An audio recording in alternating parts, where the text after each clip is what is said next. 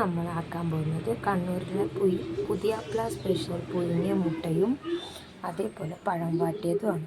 ഇവിടെ മുട്ട പുഴുങ്ങി വെച്ചിട്ടുണ്ട്. നമുക്കിതിനായിട്ടുള്ള പഴം വാട്ടാം. പഴം വാട്ടിയതിന് മെയിനായിട്ട് വേണ്ടത് പഴം, പശുനെയ്യ്, പഞ്ചസാരയാണ്. ആദ്യം നമുക്ക് ഈ പഴം ചെറുങ്ങനെ കട്ട് ചെയ്തെടുക്കാം. അപ്പം പഴം ചെറിയ കഷ്ണങ്ങളായിട്ട് മുറിച്ച് വെച്ചിട്ടുണ്ട്.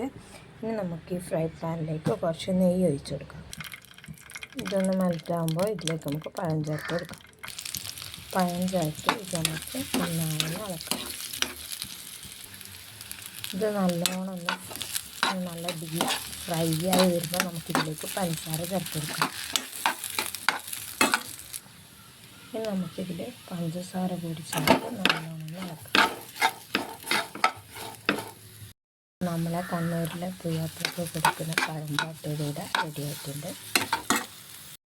ഇപ്പം മുട്ട പുഴുങ്ങിയതും നമ്മളെ കണ്ണൂർക്കാരുടെ പുതിയാപ്ല സ്പെഷ്യൽ പഴം വാട്ടിയതും അതുപോലെ ചായയും ഇവിടുന്ന് പതക്കുന്നുണ്ട്. ചായ റെഡി ആയിട്ടുണ്ട്.